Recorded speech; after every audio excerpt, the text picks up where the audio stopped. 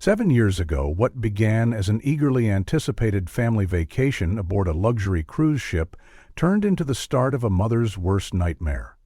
What should have been a journey filled with tropical sunshine, laughter, and cherished memories became the harrowing origin of a mystery that remained unsolved for years. During that voyage, somewhere between sunlit shores and turquoise waters, both her husband and daughter vanished without a trace. Despite relentless efforts from law enforcement and a mother's unwavering determination, their whereabouts remained unknown. Time moved forward, but hope teetered on the edge of despair, until one unimaginable moment in a foreign city reignited the case most unexpectedly. Catherine Wilson sat silently in her living room, surrounded by fading family portraits that seemed to mourn alongside her. Morning sunlight filtered through sheer curtains, casting fragile beams onto the worn wood floor. The steady tick of an old mantel clock marked each second with chilling precision. She faced Detective Mark Holloway, who had delivered updates both promising and disappointing through the years. But this visit felt different. Heavy. "Mrs. Wilson," Holloway said, his voice laced with reluctant compassion, "we need to have a conversation about the direction of your family's case." Catherine's heart clenched. At 46, her once vibrant face bore the weight of a decade lost to uncertainty. Her hands trembled slightly as she folded them in her lap, drawing a steadying breath. "What do you mean?" she asked, her voice hoarse yet steady. The detective exhaled deeply, combing his hand through strands of his beard seen 7 years. "We've combed through every tip, reviewed every piece of evidence. We're running out of resources. It's becoming a cold case." Her head shook in disbelief. "No," she replied with rising urgency. "You can't give up. Clara and Daniel are still out there. Clara's 25 now. She could see one of the missing posters I've posted across the internet or recognize her face on a website. We can't just stop." She gestured toward the family photos on the mantel. Snapshots of a once whole family, joyful, unbroken. Detective Holloway's gaze softened as he followed her eyes. "I respect your persistence," he said gently, "but we've had to sift through hundreds of false leads and malicious prank calls. Each consumes time we're struggling to afford, with other cases waiting." Catherine leaned forward, brushing her fingers over a thick folder on the coffee table. It bulged with printed reports, handwritten notes, and faded photographs. "There's too much work here, too much history, to let it go to waste," she murmured. Holloway nodded slowly. "Can you walk me through that day once more? Every retelling can sometimes spark a detail that got overlooked." She nodded solemnly, her eyes clouding with distant pain. "We were on a Caribbean cruise," she began, each word weighed down by memory. "It was supposed to be our dream vacation. We'd talked about it for years." She stared into the distance, as if reliving it. "We had docked in Curaçao, a Dutch Caribbean island. I remember the vivid buildings, lively music, and the smell of the sea. It was postcard perfect.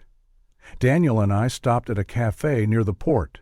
It was quaint, with tables along the cobblestone street." A faint smile flickered and vanished. "Clara, being 18, wanted to explore on her own for a bit. We thought, how dangerous could it be? Tourists were everywhere. It was broad daylight." She paused to collect herself. "We waited about 15 minutes. Then Daniel stood up and said he'd find her while I paid the bill. I saw him step out, dialing her number. That's the last time I ever saw him." Her voice cracked, but she pressed on. "When neither returned, I began searching. I looked around the beach, through the market, and along the port. Hours passed. I called them both over and over, but there was no answer. When the ship was ready to depart, I alerted the crew. They did a search, questioned passengers, and checked cabins. Nothing. They were gone." Holloway listened intently, scribbling notes. The sound of pen on paper filled the silence. "Naley told me I had to board again," Catherine whispered. "They said they'd handle everything with the local authorities and that staying wouldn't help. I didn't know what to do. I was terrified of leaving them behind." "The jurisdiction was tricky," Holloway added. "Being in international waters after the ship left complicated things even more. Every inquiry after that had to go through multiple agencies." Catherine's hands gripped each other tightly. "But someone must have seen something. Clara was wearing a bright yellow dress. She stood out." "We followed up on several tips," Holloway said. A few people vaguely remembered seeing a girl by the shoreline. One vendor thought he saw a man matching Daniel's description, but everything was too vague to act on. The room fell into a mournful hush, pierced only by the ticking clock. "I haven't stopped looking," Catherine whispered. "I never will." Over the years, her life had narrowed into a singular mission. She gave up her job, sold her home, and traveled internationally to follow every thread. She posted thousands of flyers, translated them into Spanish, Dutch, and Papiamento. She engaged with amateur sleuth forums and contacted missing persons units in every port city the ship had docked. Then, one afternoon, after years of dead ends, something shifted.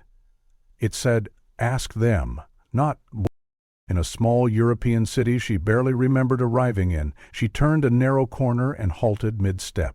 There, just ahead, in the mouth of an alleyway partly cloaked in shadow, stood a young woman. Her clothes were plain, her hair different, but her eyes, those eyes, were unmistakable. Catherine's breath caught in her throat. A mother never forgets her child's eyes. Due to the nature of the disappearance occurring on foreign soil, the initial response had been frustratingly slow, too slow for a mother desperate for answers. Jurisdictional red tape and international protocols dulled the immediacy of what should have been a swift reaction. Holloway, aware of Catherine's enduring pain, reached into his leather briefcase and withdrew a crisp, white document marked with the seal of Interpol. The page exuded official weight. "We've maintained consistent contact with Dutch authorities and Interpol over the years," he explained, his tone neutral but respectful. "Clara and Daniel's profiles remain flagged as high priority in Interpol's Global Missing Persons database." At those words, a faint flicker of something stirred in Catherine's chest. Was it hope?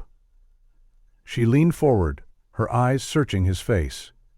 "So, they're still searching?" she asked, almost afraid of the answer. Holloway paused. The moment lingered too long. He chose his next words carefully, his voice low and deliberate. "Mrs. Wilson, I want to be honest with you. The team in Amsterdam has recently downgraded the priority level of your family's case. That's why I'm here today. With no fresh leads, attention has shifted to more active investigations." Catherine felt the air drain from the room. The flame of hope flickered, dimming, but it didn't go out completely. She straightened her back, masking the tremor in her hands. "Then I'll fund the investigation myself," she declared, her voice tinged with urgency. "Whatever it costs, just don't let it die, please." Holloway offered a sorrowful smile and gently shook his head. "It's not about the money. You've already done more than most families ever could. It's about bandwidth, about strategy.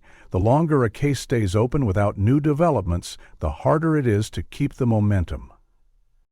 "But how can they ever find my family if they're not even looking for them?" she snapped, her voice now edged with rising emotion. Her calm exterior cracked, exposing the pain she kept buried. "How can anyone be found if the search just stops?" The detective stood slowly, gathering the papers on his lap and returning them to his case. The motion signaled something final, an unspoken close to the conversation, and perhaps another thread of hope quietly unraveling. "I promise you this," he said, looking down at her one last time. "Even if Interpol has shifted focus, my team in Orlando hasn't turned our backs. If anyone comes forward with new information, we'll act on it immediately. I'm giving it one more year of active investigation, but after that—" He didn't finish the sentence. He didn't have to. Catherine nodded stiffly, her lips pressed into a hard line. She wouldn't beg, she wouldn't cry in front of him. She simply watched as Detective Holloway stepped toward the door. Before leaving, he turned, a gentler expression softening his worn features. "Stay strong, Mrs. Wilson. We haven't stopped caring. Don't lose hope." The door clicked shut behind him. Catherine remained still, rooted to the couch, surrounded by the detritus of a life shattered 7 years ago. Case files, missing person posters, photos, memories. The ticking of the clock on the mantel resumed its dominance, each second striking like a tiny hammer against her chest. She glanced at the stack of fresh posters resting near the printer. Clara and Daniel's faces smiled back at her from the glossy paper, eternally youthful and unaware of the storm that would follow. With a deep, measured breath, Catherine forced herself to rise. The routine was mechanical by now. She collected the posters and carefully slid them into a manila envelope. How many times had she repeated this ritual? How many flyers had she posted in store windows, handed out in cafes, left on park benches? How many strangers had she approached, clinging to a mother's desperate hope that someone, anyone, might recognize her missing loved ones? She grabbed her bag and phone, pausing at the hallway mirror. The woman staring back at her looked unfamiliar. Her once golden hair was streaked with gray, the lines around her eyes deeper than she remembered. Grief had aged her beyond her years. But behind that tired reflection, a familiar fire remained. Stepping outside, the Florida morning wrapped around her like a damp blanket. The humidity clung to her skin, thick and relentless. She climbed into her aging sedan, the leather seats hot beneath her, and pulled the door shut with a soft thud. Her hand instinctively reached for the sun visor where a small photograph was clipped. A candid snapshot of Clara, Daniel, and herself, laughing on the cruise deck. The image caught them mid-laugh, squinting into the sun, full of excitement for the journey ahead. That moment, captured in joy, now stabbed like a blade. A flood of emotion surged up without warning. Her hands clenched the steering wheel, knuckles whitening under the strain. Then the dam broke. A scream erupted from her throat, raw, primal, and anguished. She pounded her fists against the wheel, sobs racking her body, tears blurring the edges of the world. Years of restrained agony poured out in a single moment of unfiltered grief. "Why?" she cried out, her voice rasping through the sobs. "Why did we go on that cruise? We should have stayed home. We should have been safe." For several minutes, Catherine allowed herself to fall apart. The cruise ship, the place where her nightmare began, had become a symbol of everything she'd lost. If only they had chosen a different vacation. If only she had said no. If only... Eventually, the wave of grief began to ebb. She wiped her face with trembling hands and sat in silence, breathing hard, eyes closed. "Pull it together," she whispered, her voice still shaking. "You have to be strong. They need you." She reached for her phone and opened the GPS app. Her fingers hovered, then she typed in her destination, Tampa. It was an hour away, but she had been meaning to revisit that area. She had put up posters there months ago, and it was time to renew them. A change of scenery might help. Maybe someone new would recognize Clara's face. As she shifted into reverse and prepared to back out of the driveway, her phone buzzed, loud, insistent, shattering the fragile calm she had just begun to rebuild. The call was routed through her car's Bluetooth system, lighting up the screen with an unfamiliar number. Catherine's heart skipped. Was it another prank call, a scammer preying on grieving families? Or could it be something more? She hesitated for a heartbeat, her trembling hand hovering near the steering wheel as her phone rang through the car's Bluetooth system. The emotional outburst moments earlier had left her voice ragged, her body drained. Still, she managed to answer, her voice cracking slightly. "Hello?" There was a brief pause, followed by a woman's voice, her accent unmistakably European. "Is this Catherine Wilson?" "Yes, this is she," Catherine replied, her curiosity momentarily outweighing her fatigue. "Mrs. Wilson, I am calling because I believe I've seen your daughter Clara here in Amsterdam." "Delighted to see you, Mr. Clara." The words hit Catherine like a jolt of electricity. Her pulse quickened, heart thundering against her ribcage. She had received dozens, no, hundreds of calls like this before. Some were well-meaning but mistaken. Others were cruel hoaxes or calculated scams, meant to prey on her desperation. "I'm sorry," Catherine said slowly, her voice weary and guarded. "But I don't have time or energy for games. If this is some kind of joke..." She moved her finger toward the end call button, already bracing herself for another emotional letdown. "Please," the woman interrupted urgently, her tone more insistent now. "Please, Mrs. Wilson, hear me out. I swear to you, I'm not after your money, just 1 minute of your time. That's all I ask." Something in the woman's voice gave Catherine pause. There was a sincerity there, an earnestness that didn't sound rehearsed or opportunistic. Against her better judgment, Catherine sighed and pulled her hand away from the phone. "All right," she said cautiously. "I'm listening. But if this turns out to be a prank, I will report you." "Of course," the woman replied. "My name is Sophia Van Dyke. I lived in Orlando for 6 years as an expat. Just returned to Amsterdam about 6 months ago. I first saw Clara's missing posters years ago when the story went viral. I never forgot her face. Those posters were everywhere." Catherine's breath caught in her throat.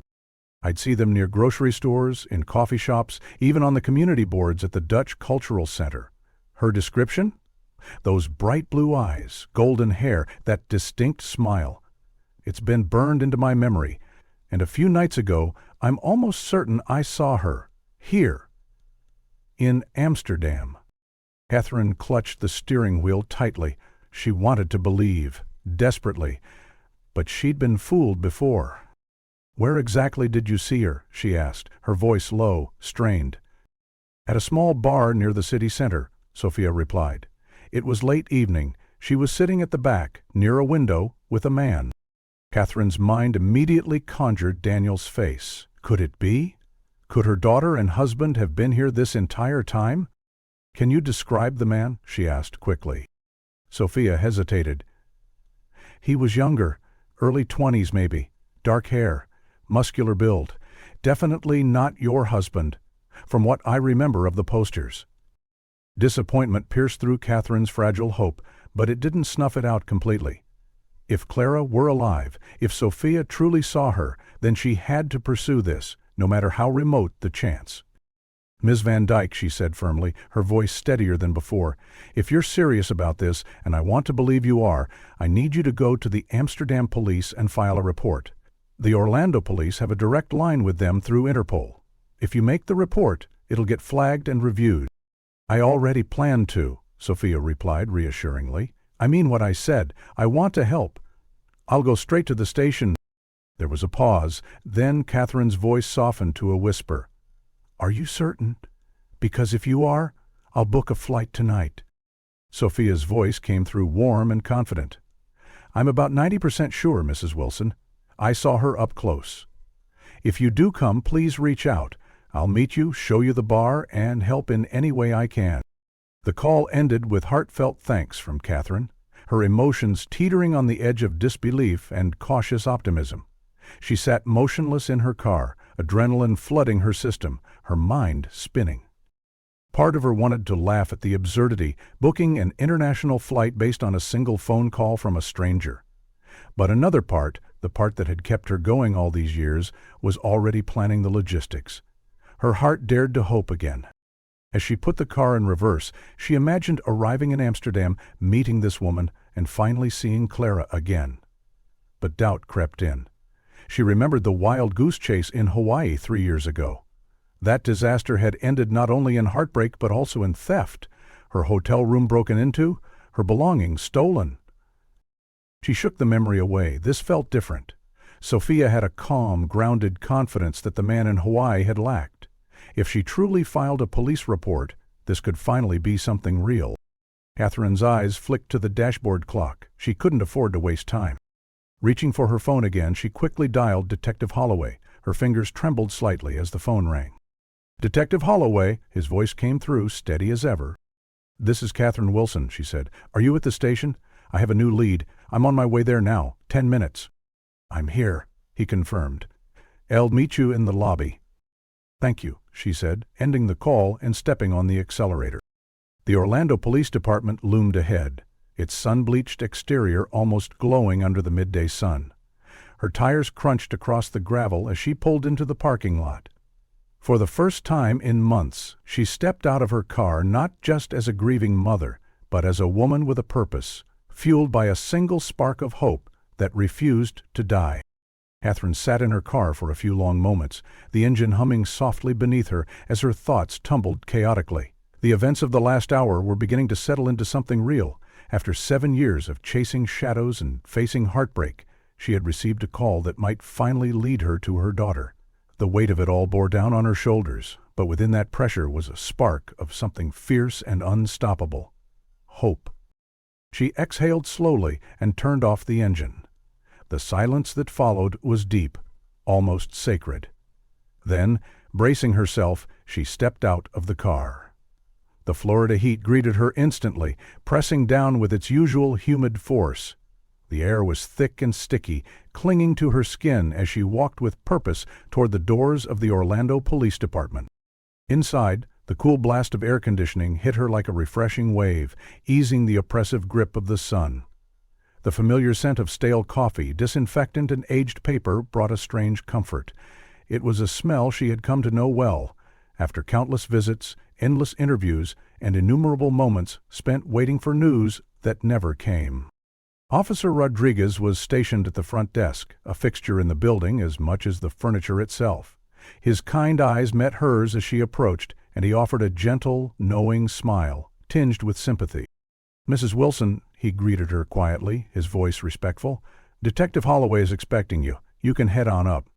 She nodded, murmured her thanks, and made her way down the hallway. Her footsteps echoed softly against the linoleum floor. Each step felt burdened, not just by gravity, but by the dual weight of fear and possibility.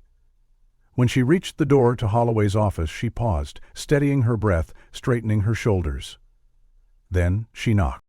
"Come in," came his familiar gruff voice from within.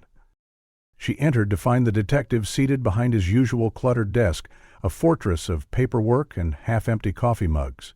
Behind him, shelves of case files loomed like sentinels, constant reminders of the unresolved. "Catherine," he said, surprised to see her so soon. "Have a seat. You said you had a new lead?" She settled into the chair across from him, her fingers laced tightly in her lap to hide their trembling. In the quiet sanctuary of his office, she recounted everything. The phone call from the woman in Amsterdam, the details she'd shared, her description of Clara, and her willingness to help. To her surprise, Holloway's eyes lit with something close to cautious optimism. "We've already received the report," he said, leaning back. The leather of his chair creaked.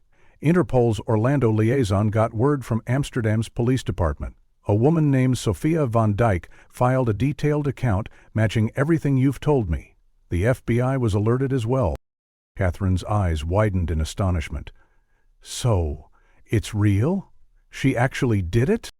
He nodded, swiveling his computer screen toward him. "Her report includes a detailed description of a young woman seen at a local bar. Blonde, blue-eyed, early 20s. It aligns very closely with the public images of Clara. And since she included her contact information, Interpol has flagged the lead for follow-up." A wave of relief swept over Catherine. She leaned in, voice low and urgent. "What happens now? Are they going to speak to her again? Are they checking the area?" "As we speak," Holloway confirmed. "The Amsterdam authorities are canvassing the location she mentioned. They'll check surveillance footage, interview staff and locals who might have seen something, but—" He paused, his voice softening. "We need to be realistic, Catherine.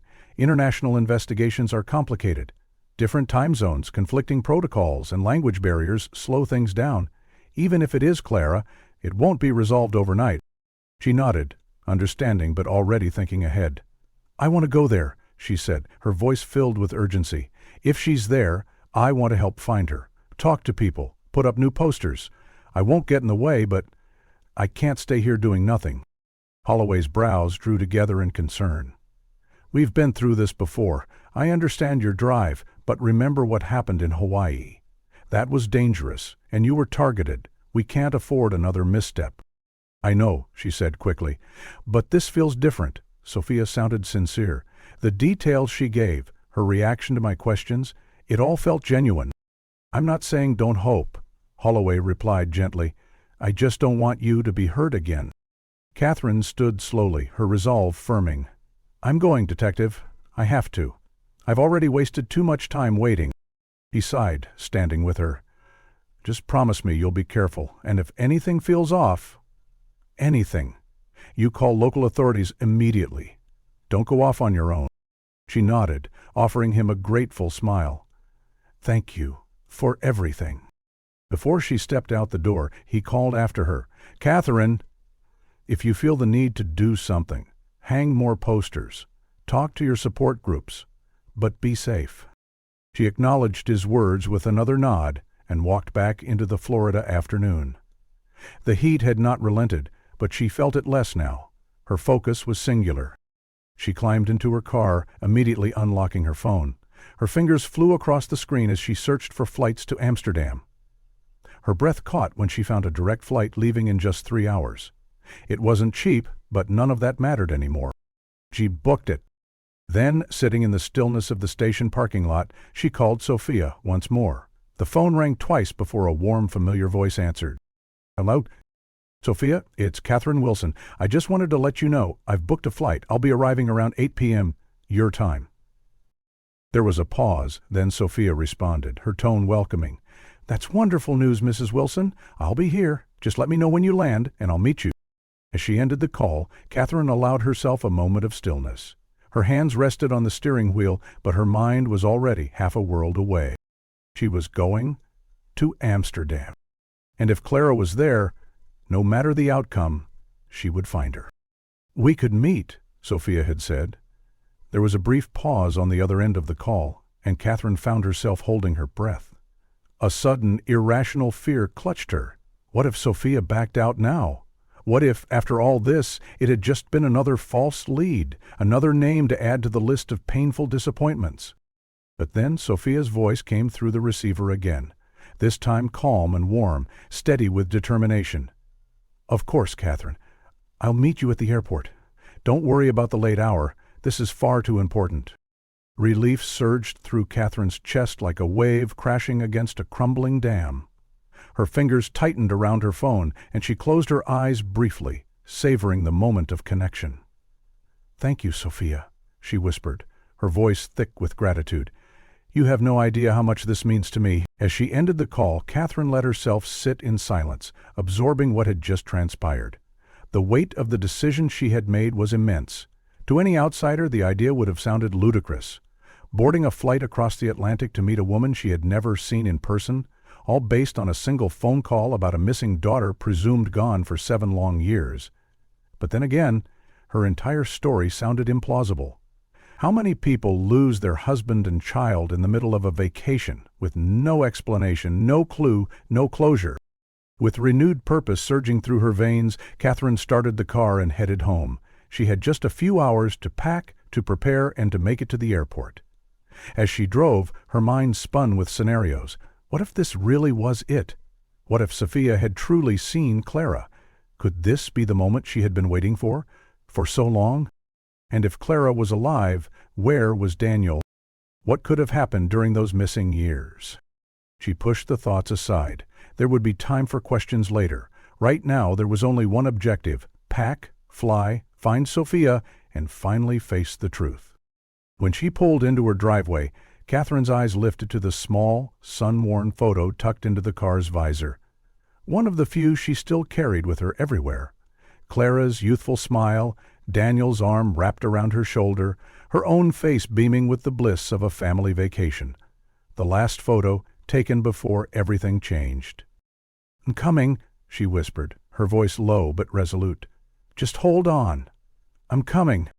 The flight to Amsterdam was both agonizing and a blur. 9 hours in the air, moving steadily towards something that could change her life or break her heart anew. She drifted in and out of sleep, plagued by disjointed dreams. In one, Clara stood at the edge of a canal, calling her name. In another, she found herself chasing shadows through narrow streets, calling out for Daniel as he disappeared around a corner. When the plane finally descended into Schiphol Airport, Catherine's nerves felt frayed. The announcement came over the intercom in Dutch first, then in English. "Ladies and gentlemen, welcome to Amsterdam. The local time is 8:02 p.m.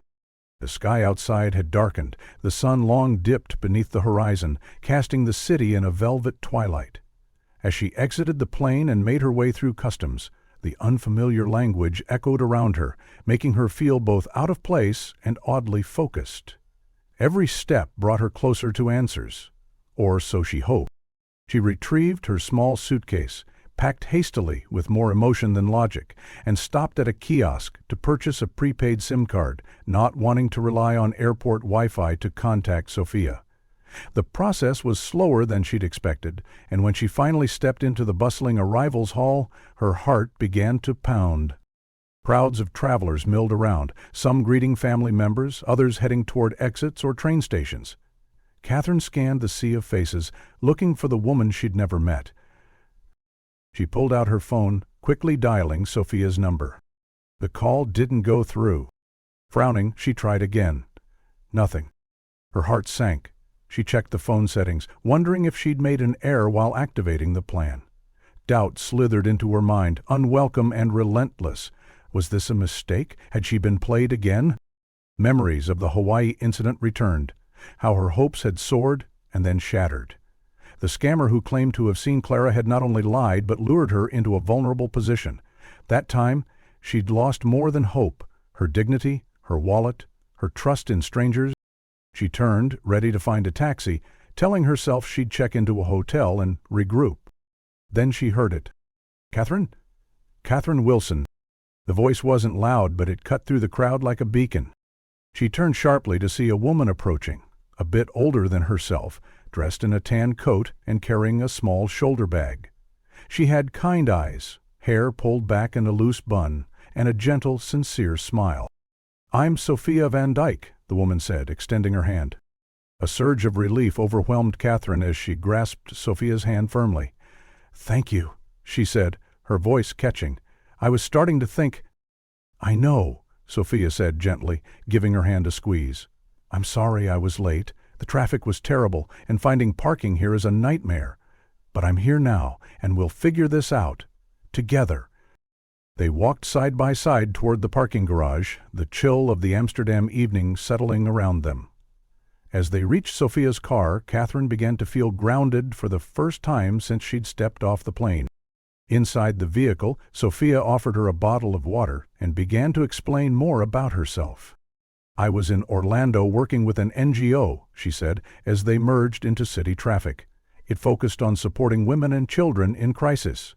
While I was there, I went through a separation. My husband and I were raising our son long distance. Twice a year I'd fly home to see them. It was hard, and that wasn't even permanent. I can't imagine what you've gone through all these years." Catherine listened quietly, moved by the woman's empathy. "Thank you," she said softly. "Most people just pity me, but you understand loss in a way most don't." Sophia nodded, her gaze still on the road. "I don't know how much help I'll be, but I'll do everything I can." As they neared the city center, the lights of Amsterdam shimmered on the water, casting golden reflections on the surface of canals. The streets were still alive with people, laughter, the ringing of bicycle bells, and the quiet rhythm of a city steeped in history. "I booked a room for you," Sophia said, pointing to a modest building just off the main street. "It's close to the bar. We can rest here. Or, if you're up for it, we can go straight there." Catherine hesitated only a moment. "I know it's late, but I'm not tired. I can't sleep. Not now. Can we go?" "Of course," Sophia said with a nod. "Let's go find her." As they pulled away from the hotel and toward the heart of the city, Catherine felt it again, the whisper of hope rising, steady and unstoppable. Sophia guided Catherine down a narrow lane lined with bicycles and flower boxes clinging to railings above. "It's not luxurious," she said with a faint smile as they approached a modest 3-story building, "but it's clean, and just a few blocks from where we need to be." Her tone was casual, but there was a layer of quiet urgency beneath it. Catherine nodded, perfect. She barely noticed the old stucco walls or the faint buzz of a neon light flickering nearby. Her focus was singular. They left Catherine's luggage in the car for the moment and continued toward the bar where Sophia claimed she had seen Clara.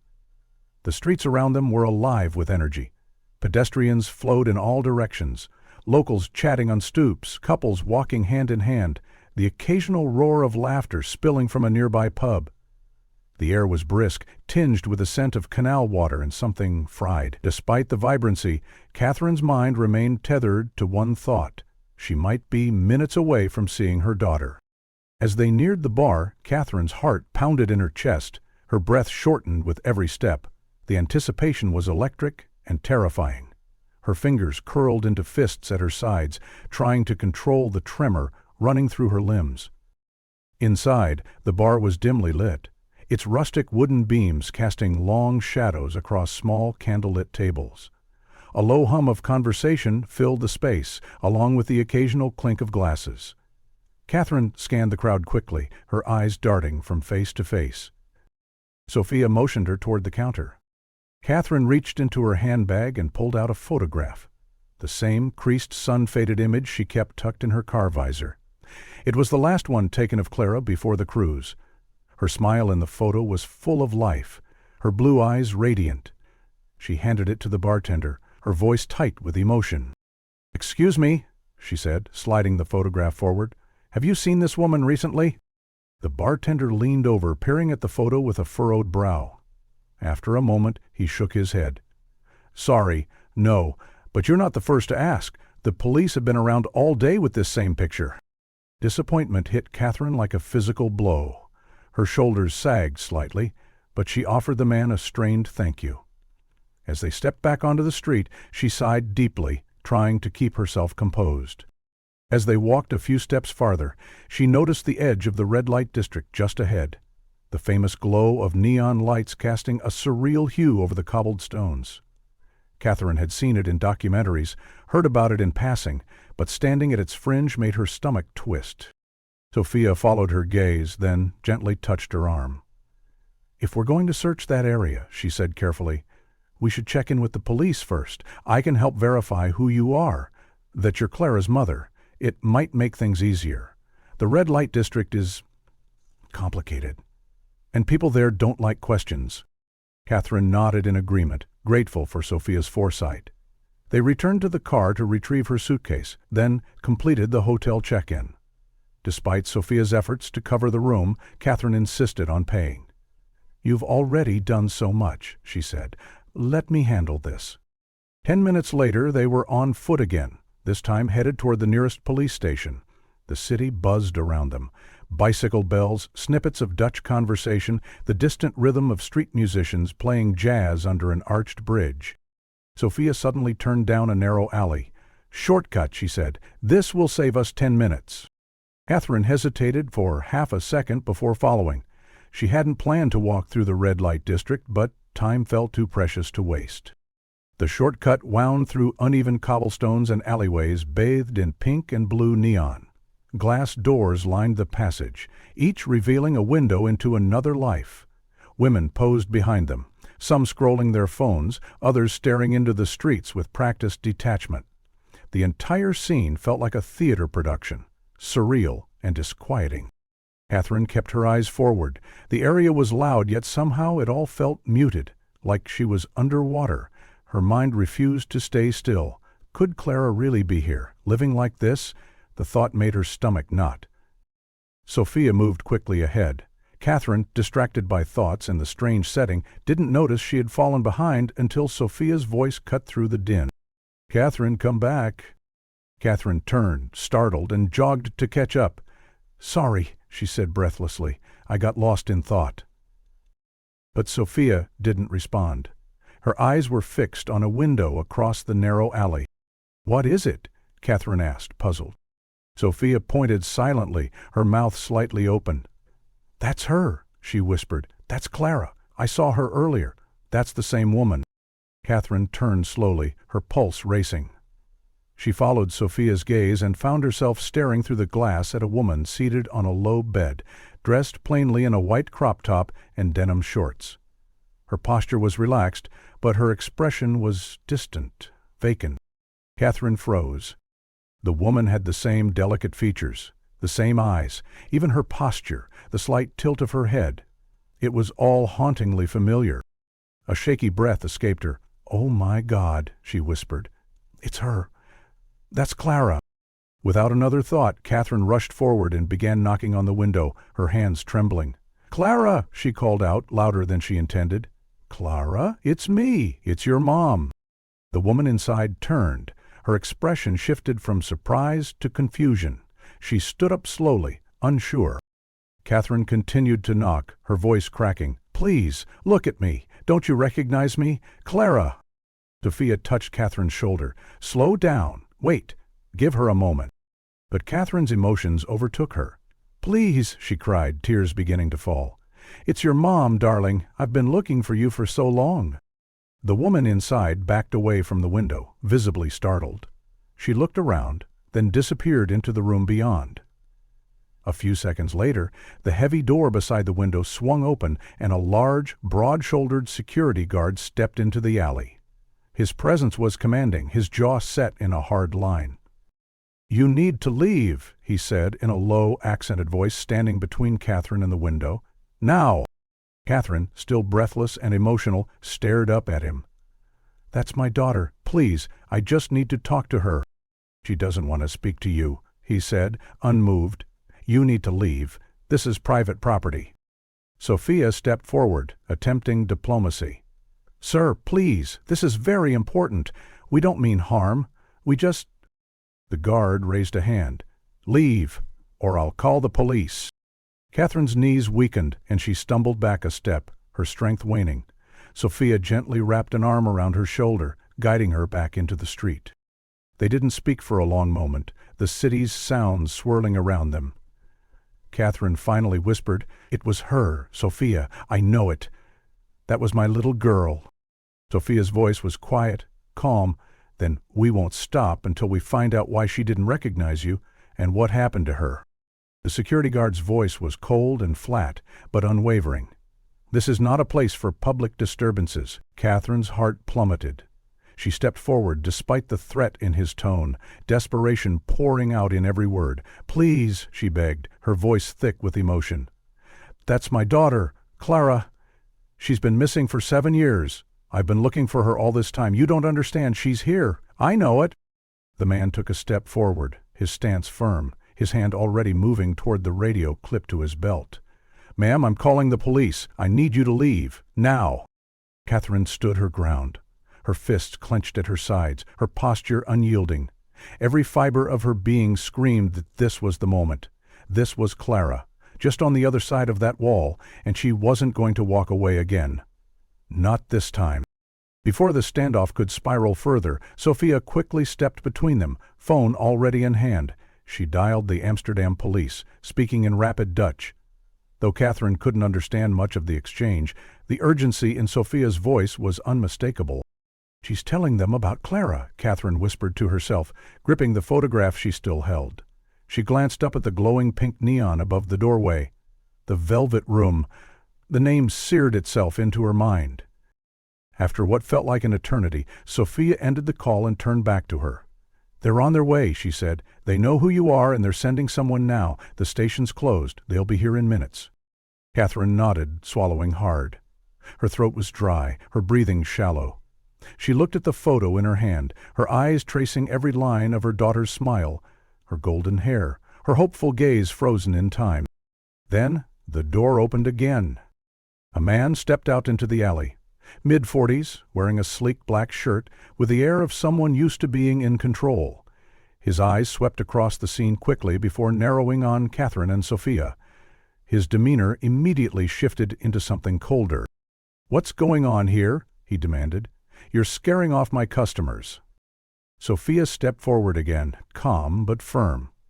"We're looking for that woman inside, the one in the window. We believe she's a missing person." Catherine added, her voice trembling but resolute. "Her name is Clara. She's my daughter. Please, we just need to speak to her." The man scoffed, his lips curling into a mocking smile. "Her name's not Clara," he said with a laugh. "It's Tracy. You've got the wrong girl." Sophia didn't flinch. "Then let the police confirm that." Catherine, however, felt the words hit her like a gut punch. What if he was right? What if— But her heart screamed otherwise. Everything in her said this was Clara. Before they could speak again, a distant wail cut through the night, the sound of police sirens. The man's expression shifted immediately, the arrogance drained from his face, replaced by something Catherine couldn't quite define. Not guilt. Panic. He turned, glancing quickly toward the entrance. Then, as if driven by instinct, he darted inside, disappearing from view. Seconds later, Catherine glimpsed movement through the glass. He was back, gripping the young woman by the arm. She looked startled, resisting slightly as he pulled her toward the rear exit. "No!" Catherine shouted, surging forward. "Stop! That's my daughter!" But the man didn't even look back. His hand tightened on the girl's wrist as he dragged her toward the back of the brothel. Then came the thunder of boots on pavement. Officers rounded the corner into the alley, their vests marked with the Amsterdam police emblem, weapons holstered, but hands alert. "Stop right there," one officer barked, raising a hand. "Hands where we can see them." The man froze for a split second. The girl? Tracy, or Clara, tried to twist free, but the man turned to face the officers with a smug grin. "These women are crazy," he said smoothly, his hands half raised. "The girl's name is Tracy. I don't know what kind of fantasy they're chasing, but this is all a misunderstanding." The officers remained stone-faced. One of them stepped forward, speaking calmly but authoritatively. "We'll need to verify that. Identification from both of you, now." The smirk faltered. A flicker of something passed through his eyes. Fear. Before anyone could stop him, the man turned and bolted toward the back door. "Hey!" one officer shouted. In a blur of movement, another officer lunged. He caught the man by the arm, yanking him backward. There was a struggle, brief but intense, before the man was wrestled to the ground. The metallic click of handcuffs snapped through the alley, echoing off the walls. "Suspect detained," the officer announced into his radio. All the while, Catherine hadn't moved. Her eyes were locked on the young woman standing in the doorway. She was breathing fast, eyes wide, lips slightly parted, as if she wasn't sure what to say or do. The fear on her face was unmistakable, but there was also confusion. Catherine took a step forward, then another. "Clara?" she whispered. The woman looked at her, visibly shaken. "I don't know you," she murmured. I'm not her." But her voice faltered, and Catherine saw it. Just for an instant, the way her eyes searched Catherine's face, the way she tilted her head slightly to the right, just like Clara used to when she was thinking. The resemblance was overwhelming. Sophia stepped beside her, placing a gentle hand on her shoulder. "Let the police handle it now. Let's not overwhelm her." More officers moved in, now talking to the girl, guiding her gently away from the building. "We'll take her to the station," one officer said to Catherine and Sophia. "We'll verify everything there. You'll have a chance to speak with her soon." Catherine nodded, numb. Her legs felt like jelly, her fingers still clutched the photo so tightly the edges were bent. As the woman, maybe Clara, maybe not, was guided into the back seat of the police car, Catherine watched in silence. She didn't cry. She didn't scream. She simply stared, heart racing, praying that this was the end of her nightmare, or at least the beginning of the end. Sophia remained at her side, quiet and steady. "One way or another," she said softly, "we're closer now than we've ever been." Catherine and Sophia stood silently at the edge of the scene, watching as the Amsterdam police methodically collected the personal belongings of the man they had just taken into custody. Officers moved efficiently, cataloging each item: a scuffed phone, a worn leather wallet, and, to Catherine's dismay, what appeared to be a compact taser. Evidence of potential danger she hadn't even considered. The grim presence of the weapon sent an involuntary chill down her spine. One officer opened the wallet and pulled out a laminated ID card. He handed it to another officer, who examined it closely before giving a confirming nod. "His name is Victor Sokolov," he said, his Dutch accent thick, but his tone sharp. The officers exchanged looks, and a tense energy passed between them. Sophia, picking up on the cue, translated in a hushed voice. "They say he's not on any official wanted list. Yet. But his surname, Sokolov, it's familiar to them. He's likely connected to a group they've been tracking for human trafficking." She paused, her brow furrowed. "They want to know what he knows, how deep he's in." Catherine's heart clenched as she listened. Her eyes drifted toward the vehicle where Victor now sat. The man spat onto the pavement, his face contorted with fury and frustration. "I won't say anything," he muttered in heavily accented English, his jaw tight. One of the officers responded, stepping forward with calm authority. "We'll see about that," he said coldly, before slamming the car door shut. The sound echoed through the alleyway like a gavel. Then, the officers turned their focus to Catherine and Sophia. One of them, tall, kind-eyed, but stern, gently ushered the young woman from the building. The woman, whom they had called Tracy, moved slowly, her steps uncertain. She seemed unaware of the urgency around her. Her eyes, glossy and unfocused, swept lazily over the scene. Her lips parted, but no sound came out. Catherine stepped forward instinctively. Her voice cracked as she whispered, "Clara, is that you?" The woman didn't respond. Sophia moved closer to Catherine, resting a steadying hand on her arm. She's not fully there," she murmured. Catherine studied the woman's face, desperately searching for familiarity. The eyes were the same shade of stormy blue, the cheekbones just as she remembered. But the blank expression, the absent stare, it was like looking at a photograph with no soul behind it. Then she saw it. Her daughter's pupils were dilated, unnaturally so. Her gaze was loose, her body language sluggish and uncoordinated. She was present, but only just. Catherine turned to Sophia. "She's on something," she whispered, horror dawning on her face. Sophia nodded gravely. "I thought so too." An officer stepped toward them, his voice low and firm. "You're right," he confirmed. "She's under the influence of something, possibly sedatives or opioids. We need to get her to medical care first. It's not safe to question her in this state." Catherine nodded, swallowing her protest. Her fists clenched at her sides. The woman, her daughter, needed help more than answers at that moment. "We'll take her to a clinic," another officer added. "It's not a full hospital, but it's a detox facility near the station. It'll be safe."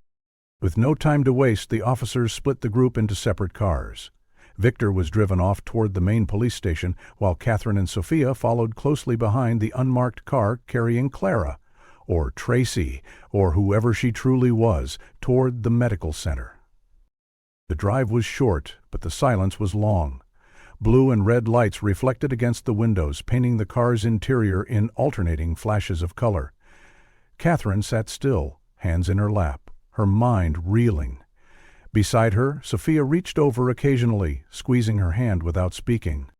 When they arrived, the clinic staff were already prepared. A team of nurses dressed in pale scrubs took the girl inside with quick, careful movements. Catherine wasn't allowed past the door. It closed behind her daughter like a vault. She turned and slumped into a hard plastic chair in the waiting room. Her hands trembled. Her throat was tight. Sophia sat beside her, placing a hand on her back. "I wanted to be her so badly," Catherine whispered, barely audible. "But I'm terrified I'm wrong." Sophia gave a small nod. "Whatever happens, you've come this far. You didn't turn back. That means something." Minutes passed in strained quiet. Then an officer reappeared, holding a small card in his hand. "We've identified her," he said, showing them a photo ID. "Her name is Irene Jansen. She uses Tracy on the street." Catherine blinked. The name meant nothing to her. Her heart sank. The officer continued, his voice professional but gentle. "We're running her data through our system. There's a delay with the Interpol registry, but we should have confirmation shortly." Catherine sat still, trying to breathe. Her chest felt like it was being crushed by the weight of uncertainty. She didn't want to cry. Not yet. A low hum buzzed from the officer's radio. He turned slightly, listening to a dispatch. Sophia's head perked up first. She understood Dutch better than Catherine and caught the words faster. Her eyes widened. She looked at Catherine. "What is it?" Catherine asked, dread rising. Sophia turned to her. "They've confirmed it," she said softly. "Before she changed her name, she was Clara Wilson. The documents match. The ID change was made 5 years ago. It's her. Catherine." The words didn't sink in at first. They bounced off the surface of Catherine's thoughts like pebbles hitting stone. Then they pierced. She covered her mouth, her breath catching. "It's her," she whispered. "It's Clara. My baby." A sob tore from her throat. Tears flooded her eyes, rolling freely down her cheeks. She didn't try to stop them. All the searching, all the posters, all the prayers. It hadn't been in vain. Sophia leaned in, wrapping an arm around her shoulders as Catherine cried. It was a cry of heartbreak, of healing, of all the sorrow and hope finally converging. When she found her voice again, Catherine looked up at the officer, Can I see her, please? I just want to talk to her. I won't push. I just want her to know I'm here." The officer hesitated, then glanced at the double doors. "Soon," he said kindly. "We need to make sure she's stabilized, but yes. At the station, once she's cleared, you'll be able to speak with her." Catherine nodded, wiping her tears. The wall of procedures was still there, but it was no longer a barrier to the unknown. This time, she knew who was waiting on the other side. Catherine stood frozen, the weight of years pressing down on her chest like 1,000 stones. The nurse's words echoed in her ears, as if floating through a fog. "She's regained consciousness."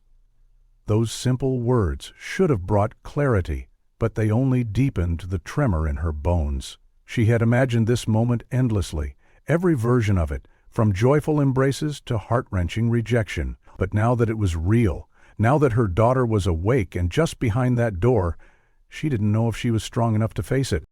A uniformed officer turned to her and raised a hand, halting her steps. "Please wait here," he said firmly. "We need to assess her condition and complete the transfer procedures. It won't be long." Sophia stood beside her, a silent pillar of strength. Catherine began to pace, her fingers plucking nervously at the edge of her coat. The weight stretched on, dragging each second into hours. Muffled voices drifted from beyond the door, incomprehensible yet tantalizingly close. Catherine strained to hear them, hoping for any indication of familiarity. Finally, the door creaked open. A different officer stepped into the hallway, his expression carefully neutral. "She's ready." Catherine's breath caught. She rose from the bench, her legs weak beneath her, as the officer turned and gestured into the clinic room. A nurse gently guided the woman forward. She moved slowly, unsteadily, her gaze flitting across the unfamiliar hallway, confusion clouding her expression. Then she spoke. Am I in trouble?" Her voice was soft, fragile. She looked down at her forearms, bruises fading into her pale skin. "Is this because of the drugs?" Catherine's heart clenched at the question. Before she could answer, an officer stepped in, his voice calm and practiced. "Viktor Sokolov has been arrested," he said. "He's being held on suspicion of trafficking and abuse. You're not in trouble. You're safe now." At the mention of that name, Viktor, something shifted in the woman. Her body tensed, her eyes widened with recognition. Fear flashed across her face, but then, slowly, her gaze traveled across the room. She saw Catherine. Her steps faltered. Her mouth parted slightly. "Mom." The single word was barely above a whisper, but it struck Catherine like a thunderclap. She nodded, unable to speak, tears flooding her vision. "Yes, Clara," she choked out. "It's me. It's Mom." And then, without hesitation, Clara rushed into her arms. It was a collision of desperation, relief, and unspoken agony. Their bodies clung together with the strength of 1,000 lost days. Catherine held her daughter, as if letting go would send her vanishing again. Clara buried her face into Catherine's shoulder, sobbing silently. "I missed you," Catherine whispered, cradling her. "I never gave up. I swear to you I never stopped looking." Clara trembled against her, too overwhelmed to respond. "I hate to interrupt," one of the officers said gently, "but we need to continue this at the station. It's safer there." Catherine nodded, pressing one final kiss to her daughter's forehead before allowing the officers to guide them out. She kept hold of Clara's hand until the last possible moment, until they were placed in separate vehicles for the transfer. Sophia remained by Catherine's side as they followed the escort cars through the quiet Amsterdam streets. At the station, Clara was led to an interview room while Catherine and Sophia were asked to wait briefly in an adjacent space. The walls were sterile, gray, and bare, but none of that mattered. Catherine's mind was fixed entirely on her daughter. Soon they were reunited again, this time with Clara seated across from her, more lucid but still visibly shaken. Her fingers trembled in her lap, but her eyes, still clouded, were starting to reflect recognition. I thought I'd never see you again," Clara whispered. "I thought I was dead to you." Catherine's heart fractured at the words. She reached across the table, gently cupping Clara's face. "You were never gone from my heart," she said, her voice quaking. "Not for a single second. I searched everywhere. I plastered your face across cities. I begged the world not to forget you." Clara's eyes filled with tears. "I thought I had to forget everything to survive." She took a breath. Then, slowly, haltingly, the story came. "It started on that day in Curacao," she said. "I told you I wanted to walk alone. I just wanted some air. But then this van pulled up. Fast. 2 guys jumped out. One grabbed me. I screamed, kicked, but they were too strong. They dragged me in." Catherine listened, her throat raw with suppressed sobs. "Dad, he saw it. He chased after them. I remember the van slowing down, just enough for him to catch up. He opened the door, tried to fight, but they overpowered him. There were so many. 6, maybe more. They forced him inside with me." She stopped, swallowing hard. "They took us to a warehouse. Dad fought. He fought so hard he shouted for them to take him instead, to let me go. They beat him, and then they didn't stop. I don't remember it all. I passed out. When I woke up, he was gone." Tears streamed freely down Catherine's face now. The uncertainty that had haunted her, the fear that maybe Daniel had abandoned them, was obliterated by the truth. "Saved you?" she whispered. "He died trying to save you." Clara nodded faintly. "May started drugging me right after. I didn't even know what day it was. I couldn't tell if it was night or morning. They moved me constantly. From ships to basements to apartments in cities I didn't recognize. I was in Germany, Ukraine, Italy, always under someone else's name, always watched." Sophia listened in silence, her jaw clenched in grief. "The first 5 years were the worst," Clara said. "I was forced to model, then made to dance, then sold, like property, like I was nothing. They kept me high all the time. I don't remember entire weeks, maybe months. I forgot who I was." Her hands shook as she looked at them. "Even now, I don't feel clean. I don't feel real." Catherine reached across the table again, grabbing her daughter's hands. "You're real," she said firmly. "You're my daughter, and you're alive." The officers, who had been silently documenting every word, gave them space. They didn't interrupt, even as tears continued to fall. When Clara finished, the silence that followed was heavy, sacred.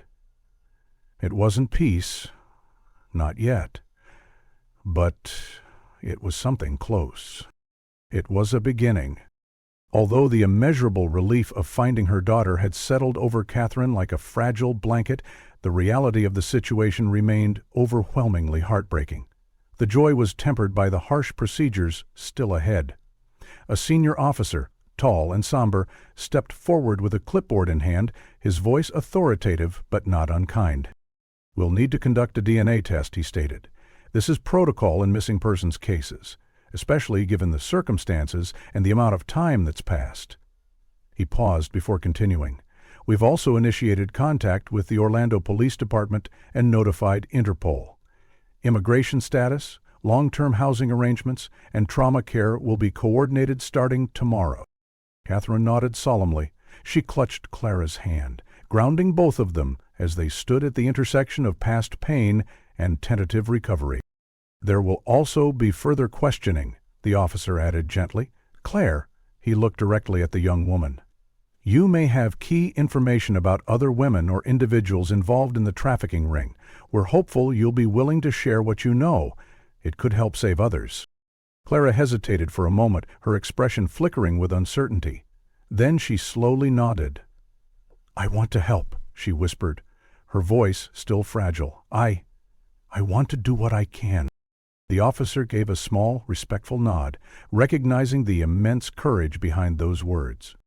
Beside them, Sophia had remained quiet, her presence constant and steady like a lighthouse, guiding them through a storm. Now, she turned to Clara, a warm smile softening her face. "I'm so happy you two found each other again," she said sincerely.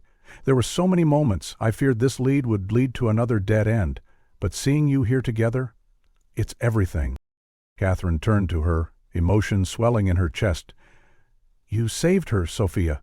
You saw her. You called me. You didn't give up. I don't even have the words for how much that means. I owe you my daughter's life." But Sophia shook her head with gentle resolve. "You don't owe me anything. You're a mother who refused to quit, who never let grief win. That's what brought her home." As the DNA samples were collected under sterile, clinical conditions, the officers huddled nearby, mapping out their next steps. Clara's account, once fully documented, could help initiate the dismantling of an international trafficking network.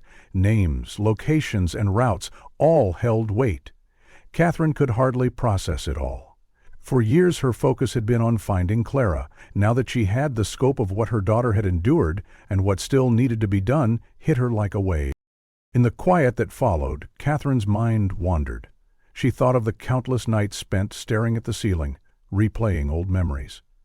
She thought of the holidays spent alone, the birthdays that passed like ghosts. She thought of Daniel, of the man who had died protecting their daughter. His absence, in this moment, was a wound that throbbed fresh, even amidst the hope. Yet, for the first time in 7 unbearable years, the path ahead felt like it might lead somewhere good. She squeezed Sophia's hand again, grateful beyond measure not just for her help, but for her companionship through the most impossible hours. When the interview and procedures finally concluded, Catherine and Clara stepped out into the early morning light. The dawn sky was tinged with pale orange and soft lavender, casting a gentle glow on the wet cobblestones of Amsterdam's quiet street. For Catherine, that color felt symbolic, not of the end, but of a new beginning. Moving forward would not be simple. There would be therapy, there would be legal complications, there would be dark nights, when Clara would wake up in fear, unsure of where she was. The scars, emotional and physical, would not vanish overnight. Addiction wouldn't disappear with a promise. Healing would take time, possibly years. But now they could do it together, and that made all the difference. Catherine glanced at Clara, whose shoulders were hunched from exhaustion, but whose eyes looked clearer than they had earlier. "We'll face it all, sweetheart," she said softly. "The pain, the past, whatever comes next. We'll do it together." Clara didn't speak, but she reached for her mother's hand and gave it a gentle squeeze. That, for Catherine, was enough. They had survived the unthinkable, and together they would find a way to live again.